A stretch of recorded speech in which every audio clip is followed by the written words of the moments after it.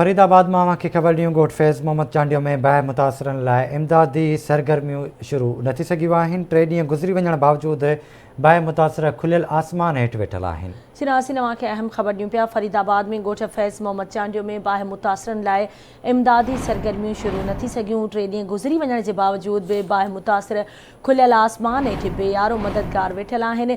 वॾे वज़ीर जे ऐलान खां पोइ सरकारी अमलदारनि जे चकर काटण खां सवाइ कुझु नज़र न आयो।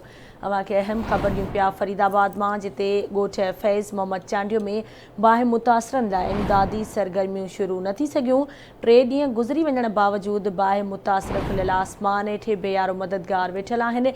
वॾे वज़ीर जे ऐलान खां पोइ सरकारी अमलदारनि जे चकर काटण खां सवाइ कुझु बि नज़र न आयो।